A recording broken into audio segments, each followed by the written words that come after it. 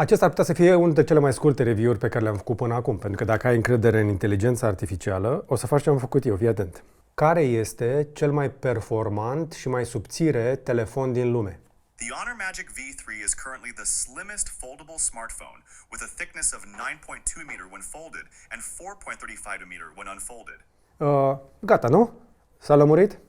Acum știm deja că telefonul ăsta este foarte șmecher. Cât de șmecher este, cât de tare este Honor Magic V3, încercăm să aflăm astăzi și o să vă arăt după aceea că poți să-ți iei o variantă mult mai ieftină dacă chiar îți trebuie un ecran mare, pentru că am în sfârșit pe masă și acel Magic Pad 2 pe care l-am văzut recent la târg. Ții minte?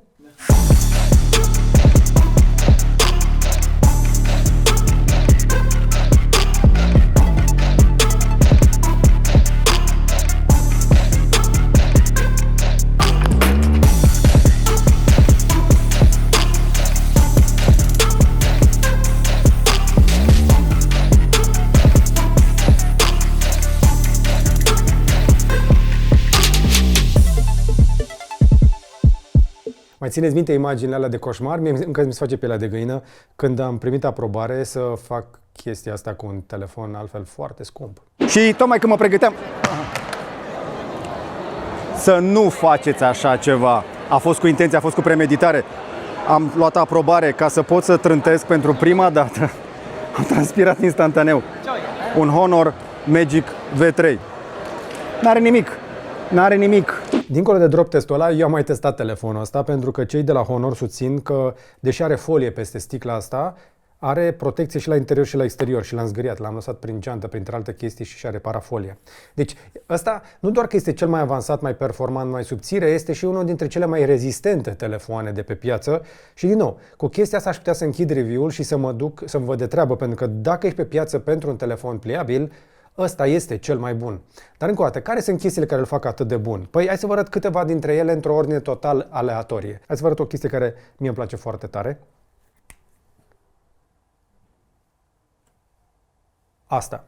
66 de W pe un telefon pliabil. Adică telefonul ăsta are tot ce vrei, plus încărcare ultra rapidă, plus niște camere excelente, plus că prin comparație cu orice alt telefon de pe piață, este mai subțire, inclusiv decât un bar phone de genul ăsta.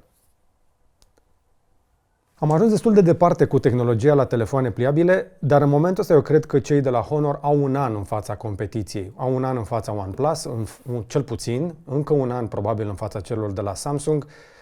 Singurii care le țin piept, coincidență sau nu, sunt cei de la Huawei cu ăla care se desface ca șervețelul ăla în Z. Dar până când să vedem un Huawei aici pe piață o să mai dureze, așa că ne mulțumim cu chestia asta. În primul rând este un telefon subțire. Are 9,2 mm când este închis. Este mai subțire decât majoritatea telefonelor care se duc spre 1 cm la nivelul ăsta. În momentul în care îl desfaci, așadar, chestia asta se duce la vreo 4,5 mm, doar camera bump-ul ce mai adaugă. Pe acest telefon s-au pus cele mai avansate materiale posibile. Sunt câteva chestii spectaculoase, spre exemplu, balamaua este piesa cea mai scumpă. Am aflat asta într-o discuție cu unul dintre cei mai buni specialiști pe partea asta de manufacturare, cu Paul Gray, cu care am vorbit tot așa recent la Berlin. It's the hinge. It's the hinge now, yeah. Wow. This is a lot of precision mechanical stuff. And I don't think you can really separate the two. It is a system. The display without a hinge is you can twist it and break it. So as people have got the displays better and better and better, then you have less and less of the teardrop shape. Yes. And that's where you've seen that. And you remember the first hinges look kind of like a caterpillar track. Yeah. And lots of and you get it smaller and those parts get simpler. The reason is that for a display that the smaller the fold, then the bigger the difference between the inside and the outside. And that's what causes the tearing stress across the display. Ca să-l poată să-l facă atât de subțire, cei de la Honor au testat în ultimii ani o baterie cu silicon carbide. Așa arată bateria care este la bord. Am aici un sample de baterie și sunt vreo două din astea. Doar asta, așa cum o vezi, este una dintre ele. Și vezi cât de subțire e? Ăsta este secretul acestor telefoane, bateriile astea ultra subțiri. Slavă Domnului că se va face inovație la acest capitol, pentru că așa vom vedea și mașinile care vor merge 1000 de kilometri. Cu tehnologie de genul ăsta vom ajunge acolo. Mai avem acest ecran Armored, îi spun ei, inner screen, care ar trebui să reziste la tot felul de mărunțișuri, pentru că telefonul ăsta este și unul dintre cele, ca să ajungă atât de subțire, care reușește să escamoteze foarte bine acest pliu, această pliere a ecranului în interiorul balamalei. Pentru că telefonul ăsta, în momentul în care se închide complet. Și asta, iarăși, este o chestie de performanță și de inginerie. Să iei un ecran de aproape 8 inch în diagonală și apoi să-l pliezi complet, nu este posibil. Iar acel pliu este ascuns în interiorul balamalei de aici. De aceea, balamaua este atât de tare. În plus, telefonul acesta, pe lângă partea asta de miniaturizare, este rezistent, ați văzut, la șocuri, dar cei de la Honor, în timpul evenimentului, l-au băgat și în mașina de spălat. Deși, sincer, chestia aia chiar a fost un pic overkill.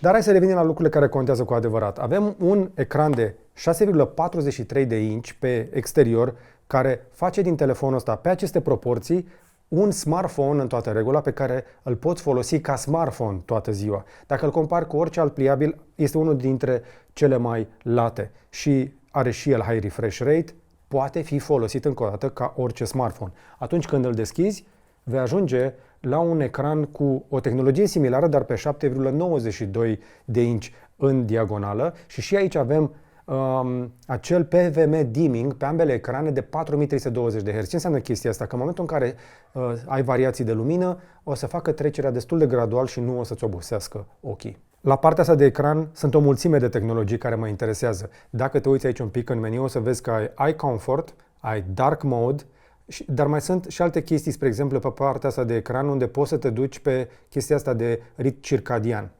Aici poți să-i dai, spre exemplu, Circadian Night Display, o să-l facă noaptea să fie mai puțin agresiv cu ochii tăi ca să te lase să te duci la somn. Asta este o funcție suplimentară pentru cei care au anumite probleme de vedere. Sau poți să te duci aici să dai natural tone. De obicei, ecranele astea de telefoane încearcă să exagereze puțin culorile, cu chestia asta o să faci lucrurile, să zice așa, mai puțin stimulante. Nu vrei ca un ecran să te țină atât de activ. Mai inclusiv partea asta de Eye Comfort, care o să reducă lumina albastră și poți să o pui toată ziua și la ce nivel, să-l faci de galben sau doar după apus. Îți recomand ca după apus să faci chestia asta. Uite acest dynamic dimming de care spuneam și aici, spre exemplu, ai explicația asta, acest foarte mic demo care îți explică care e diferența între herții pe un ecran tipic și ce au reușit ei să facă. Suntem în punctul în care tehnologia asta de ecrane este foarte avansată și cu genul acesta de îmbunătățire face ecranele astea adevărate, să zicem așa, uzine de productivitate. Pentru că, de ce ne plac ecranele astea atât de mari? Mulți oameni și le iau pentru că nu văd suficient de bine și vor să vadă pe un ecran mai mare. Dar adevărul este că pe un astfel de device poți fi mai productiv. Poți fi și mai productiv acolo, dar o să ajungem imediat. Și dacă tot vorbim despre productivitate, o să spun foarte repede cifrele care nu interesează pe nimeni. 12 GB de RAM, jumătate de tera de stocare și cel mai nou model de procesor, acest Snapdragon 8 Gen 3. Cel mai avansat la momentul acesta în 2024, că vin unele noi anul viitor. Pe 4 nanometri, un octa-core care va duce orice. Ce înseamnă orice? Mai ales partea de procesare de fotografie. Pentru că pe acest telefon avem 4 camere. 5, că am una aici, am încă una aici și mai am 3 pe spate. 5 camere pe un telefon de 226 de grame și atât de subțire. Nu știu cum au reușit să le pună pe toate, mai ales că aici pe spate, spre deosebire de foarte multe alte telefoane pliabile, ei au reușit să înghesuiască numai puțin de 50x40x40, 140 de megapixeli doar pe spate. Am o cameră periscopică, un wide și un ultra-wide. Și hai să vă arăt un pic cam cum le poți folosi în modul cel mai deștept, pentru că având un ecran atât de mare, poți să le vezi așa. Însă, uite aici pot să trec, spre exemplu, am inclusiv partea asta de zoom digital, am ultra-wide, wide, zoom digital și periscopul. Șmecheria nu este însă asta, șmecheria mie mi se pare chestia asta. În momentul în care te duci pe ultra-wide, care are 40 de megapixeli, pot să mă duc să fac chestia asta, cover screen preview on, Și cam asta pot să fac. Asta e un ultra-wide făcut cu camera de pe spate în care m-am și văzut. Asta este unul dintre avantajele telefonelor acestea pliabile. Faptul că poți să folosești camerele de pe spate și pentru tine. Și partea de fotografie și partea de filmare. Și dacă este să dau totuși câteva exemple, cam atât de aproape pot să ajung cu 3,5x. Foarte dramatică chestia asta. Asta este un wide 1x, 2x, 3,5x. Asta când testam mai devreme tableta. Mi se pare că au reușit să obțină o consistență foarte bună a culorilor și dintr-un motiv foarte simplu. V-am mai povestit chestia asta la modelul acela de la Honor cu seria 200. Dacă te duci în camera aici, o să descoperi că dacă te duci pe portret, o să-ți apară și aici aceste moduri hardcore. Adică, pur și simplu s-au dus la unul dintre cei mai buni în industrie, au făcut și au antrenat AI-ul pe fotografiile lor de portret și în momentul ăsta ai la dispoziție tot know-how-ul fotografilor de la Harcourt și poți să-ți faci pur și simplu pe algoritmul lor Harcourt Vibrant, Color și Classic. Am testat chestia asta pe acel Honor 200 Pro când am fost la Paris. Acum poți să faci aceeași chestie și pe un telefon mult mai scump, evident, dar și pliabil pe deasupra. Uite, spre exemplu, cum arată acest Vibrant. Și se vede cum intervine pe procesare. Îți face automat bokeh, toate lucrurile astea sunt unele dintre cele mai bune poze pe care poți să le obții de pe orice telefon în momentul ăsta. Am mai testat senzorii și tot algoritmul ăsta. Suntem la punctul la care, exact ca la procesoare, nu mai am să vă zic foarte mare lucru la capitolul ăsta pentru că este foarte bun. Ce aș putea totuși să mai testez ar fi partea asta de video.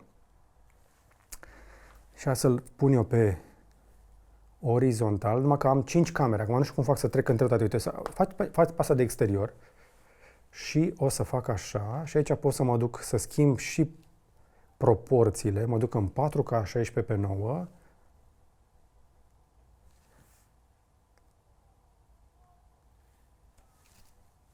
Pe camera frontală am 4K la 30 fps și așa se vede și se aude camera frontală. Am 0.8 sau 1x, e cam aceeași cameră, doar cu crop, dar compensarea mi se pare foarte bună și acum hai să testăm un pic și camera cealaltă.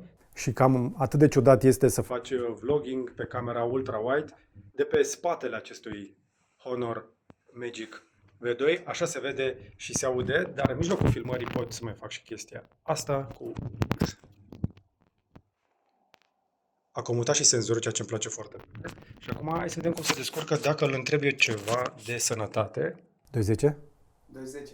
Salutare și bine v-am găsit la un nou episod de review. Și lumina de acolo de la el, spre exemplu, ca să vă dați seama, este atât de complicat. Eu am luminile astea care bat direct în obiectiv, iar el este fix în zona cea mai întunecată. Încă o dată, nu am nimic de reproșat. Cu algoritmii din ziua de astăzi trebuie doar să ai senzori de bună calitate, iar senzorii de pe telefonul ăsta sunt fiecare dintre ei foarte bun. V-am zis, avem 50-50 cu 40, nimic de reproșat și îmi și place designul ăsta din jur, așa hexagonal, destul de bine centrat. Și era să uit de spatele ăsta acoperit într-o sticlă din asta foarte faină. Eu în continuare nu înțeleg cum au reușit să facă telefonul ăsta atât de rezistent la șocuri în condițiile în care este sticlă de jur împrejur și metal. Adică eu l-am dat pe colțuri. Încă nu înțeleg cum au reușit să facă chestia asta atât de bine. Adică aici chiar este aluminiu. Știi? Și noi l-am dat de pământ. Și după ce l-am ridicat, avea doar o foarte mică zgârietură. Vopseaua se va mai zgâria. Dar totuși rămâne un telefon destul de performant, destul de rezistent.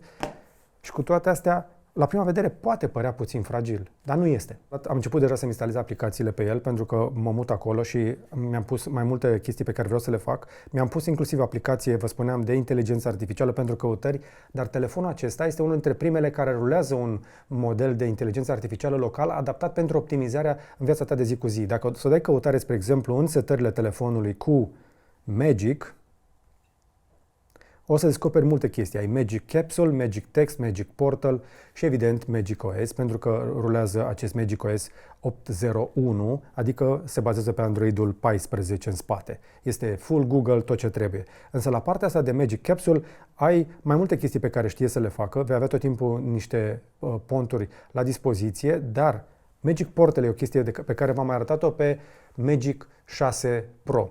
Ei bine, aici ai aceeași chestie din orice aplicație. Uite ce chestie. În timp ce încerc să trimit poza, pentru că a descoperit că sunt litere aici, mă lasă să selectez textul de pe tastatură, literele de pe tastatură au fost recunoscute de AI-ul de pe telefon ca fiind un text acolo. Dar pur și simplu trag de poze pe dreapta, am ajuns în zona asta de Magic Portal și ce vreau să fac cu ea? Vreau să o pun pe feed-ul meu de pe Instagram, nicio problemă, am tras-o și am postat-o.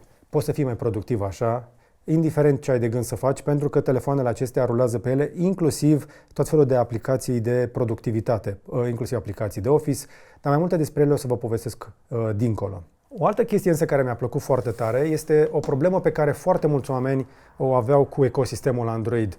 Toată partea asta de sharing, de fotografii, cei mai mulți dintre noi ajungem să ne trimitem pozele de la unii la alții pe WhatsApp și să pierdem calitate sau prin WeTransfer.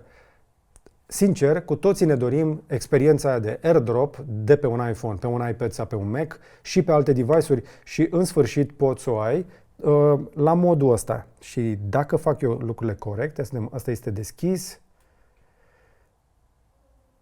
totul este activ aici, Quick Share. Am Quick Share pe ăsta, se vede aici, este deja activ și hai să vedem cum fac eu să share-uiesc o poză ca asta, dau Share. Am acest Nearby Share, am apăsat pe tabletă, pe Magic Pad 2 și mi-a apărut aici. I-am dat Accept și am în sfârșit experiența aia de AirDrop de care vă spuneam. Și am transferat în câteva momente o poză la calitate integrală de pe telefon, pe tabletă și pot să o fac și înapoi și pot să o fac către orice alt device din ecosistemul lor și nu numai. Pentru că această funcție Quick Share merge și pe alte telefoane cu Android și am testat chestia asta. Hai să facem aceeași chestie către un alt telefon. Din nou, îi dau Share. Trebuie să-i zic și lui ăsta să accepte fișiere.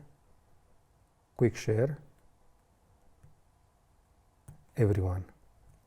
Pentru 10 minute. Ia uite.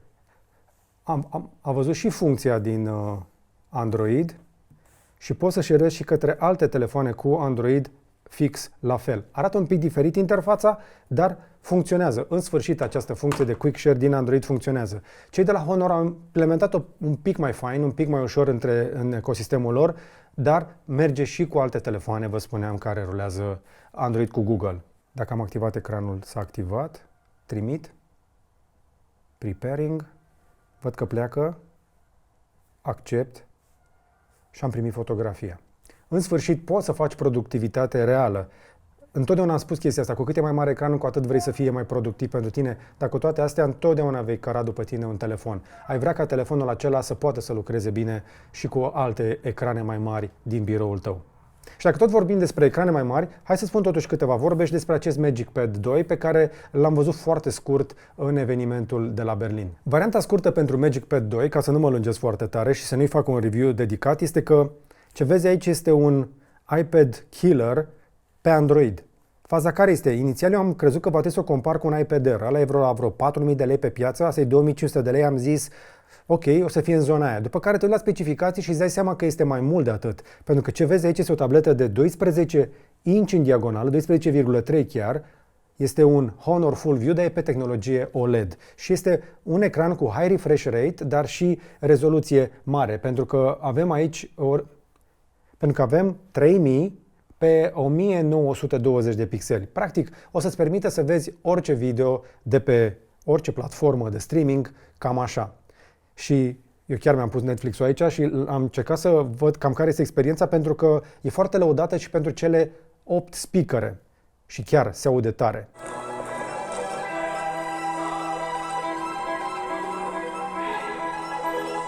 Simți cât de spațial este? Este una dintre cele mai spațiale. De ce? Pentru că aceste boxe care sunt puse, spun ei că sunt IMAX Enhanced. Acum nu este experiență IMAX, dar avem rezoluție de Full HD, fără probleme, chiar ceva peste, și cu boxele astea care se aud suficient de tare, pe o tabletă de felul ăsta, este mai mult decât aștepți. Și acum, sigur, s-ar putea să folosești o pereche de căști, te încurajez să faci chestia asta, mai ales dacă ești în mișcare, să nu vrei să deranjezi pe alții, dar, serios acum, este una dintre cele mai bune experiențe de a vedea filme pe un ecran de 12,3 inch în diagonală, pentru că marginea asta este atât de subțire încât te păcălește. Pare că este o tabletă de 10, dar e mai mare. high refresh rate, știți ce înseamnă pe tableta asta? 144 de Hz. Ce înseamnă chestia asta? E că nu o să faci doar productivitate.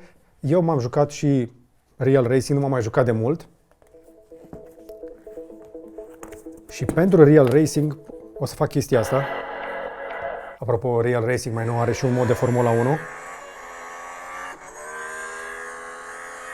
Chestia asta nu se mișcă ca o tabletă de 2500 de lei, se mișcă ca un smartphone, ca o chestie de consolă. Răspunsul este instant și poți să te joci să folosești tableta ca și cum ar fi volan de simulator. Bine, e un pic cam ușor pentru unul ca mine să facă greșeli, să intre cu prea mult drift.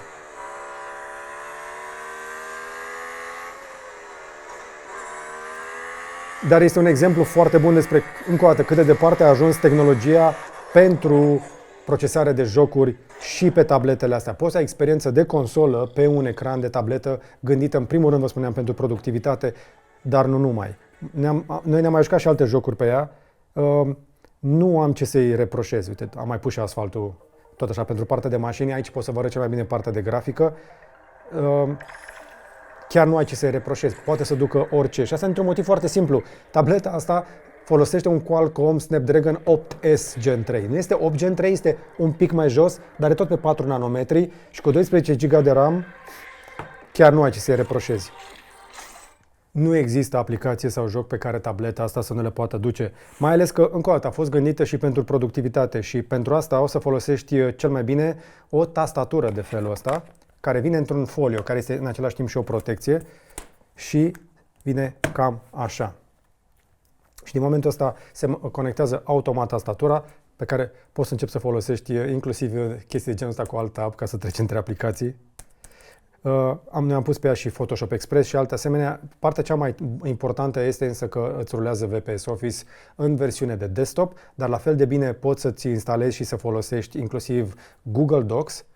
Mi-am pus aici, spre exemplu, câteva chestii la care lucram, dar poți să începi să iei și note folosind acest pen, care stă foarte bine aici prins magnetic. Nu e la fel de bine ascuns cum am mai văzut pe alte tablete, va trebui să ai grijă să nu-l rătăcești, dar se conectează, se împerechează foarte ușor, se încarcă destul de repede și arată destul de familiar. Toată lumea începe să facă penul în forma asta. Însă la partea de note, spre exemplu, arată cam așa. M-am jucat eu puțin mai devreme aici. La partea asta de note scrise de mână, poți pur și simplu să îți alegi cum vrei să arate. Hai să vă arăt eu de la început cam cum se face. Dai plus, îți alegi dacă vrei să aibă copertă și ce tip de hârtie. Și asta mi se pare foarte tare. Poți să-ți alegi dacă vrei să fie blank, cu linii mai late, linii și mai mari sau partea asta de pătrățele. Adică poți să lucrezi în ea inclusiv exerciții de matematică pentru că o să recunoască formule. Pe mine mă interesează însă recunoașterea scrisului de mână sau să îi ajutăm pe cei care încă nu știu să scrie bine de mână, să mai scrie de mână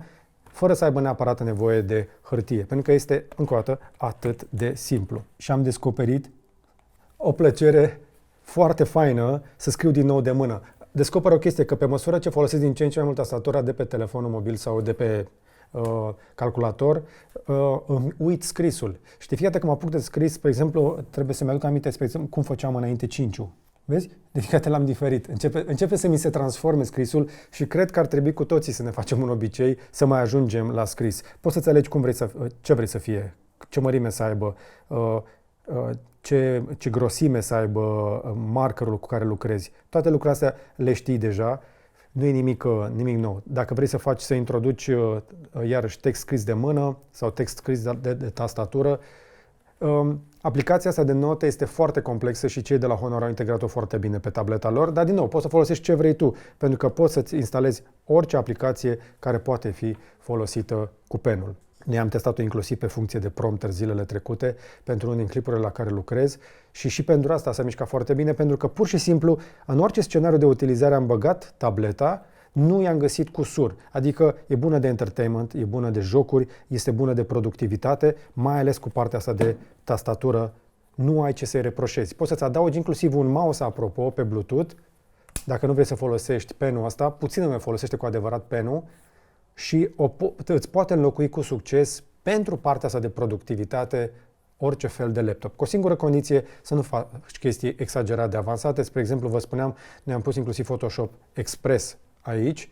dar în realitate pentru partea de editare video, da, niște aplicații cum sunt CapCut sau alte asemenea vor merge, chestii mai sofisticate, vei ajunge pe un laptop sau pe un sistem mai performant.